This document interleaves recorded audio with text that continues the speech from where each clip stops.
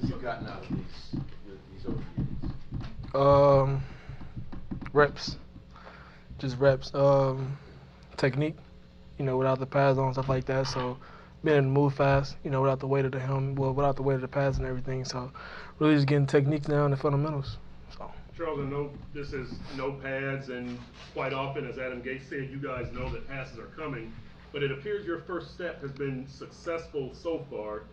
Have you learned anything about your first step? Has it surprised you, or are there things you need to work on in that aspect of your game still? Yeah, I mean, I'm not elated. I'm not, surprised or anything about my game right now. If anything, I feel like there's a lot of stuff I got to work on every day. Post practice, I got things I got to work on.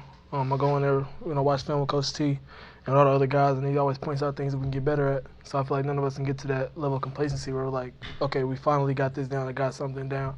So I feel like even when it comes to my first step, like I've noticed it's not as, as efficient, as consistent as, some of the older guys, some of the vets, Cam Wake and stuff like that. But it's something I got to work on every single day. Something you got to focus on each and every play. So. Charles, we've been enjoying watching you battle with Lerman Tunsil in practice. What has it been like going through It's been competitive. Tunsil's a great player. He's a great, great tackle.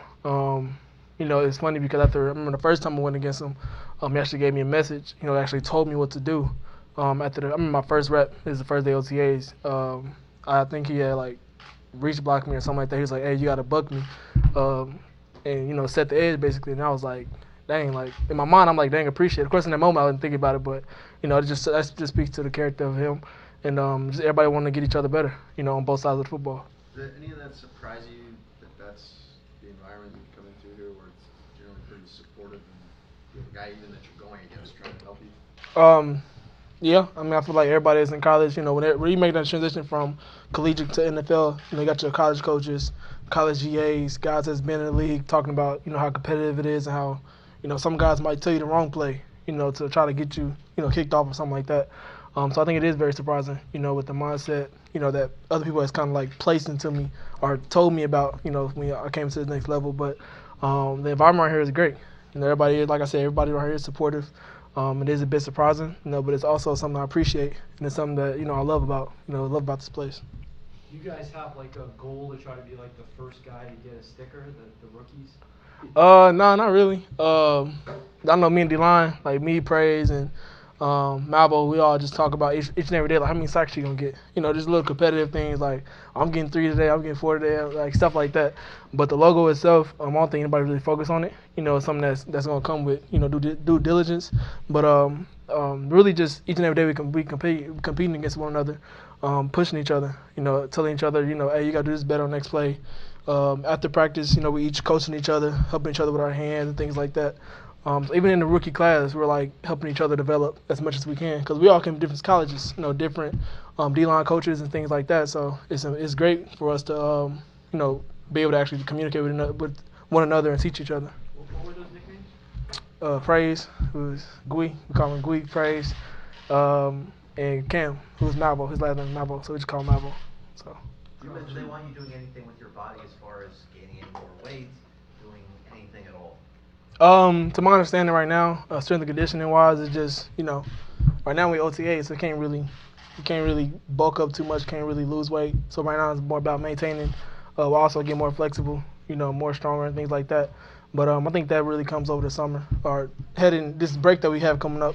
I feel like that's where the real training will begin. But until then, I haven't really talked to the coaches about the strength and conditioning aspect. Charles, have you spoken to Cam Wake about his diet, and is that something you think you can adhere to? Yeah, I spoke to him about it. Cam's an interesting guy, to say the least. But yeah, I mean the diet aspect is so important. Nutrition is so important. I'll talk to Mary Ellen all the time about my nutrition, things like that. Everybody doesn't have to be like Cameron Wake to be as great as Cameron Wake, but I feel like it's some of the things that he does do in terms of nutrition. I try to reiterate, but the other stuff, the hardcore stuff, I don't know. It's pretty hard. So, what's an example? Like dairy. I love my cereal. I love my milk. I love my cheese and stuff like that. He doesn't. I don't think he eats cheese like that. He doesn't really care for cheese. But yeah, that's one thing. Besides for his diet, what other things do you pick his brain about? You shouldn't be considering Really technique, things to do on the field.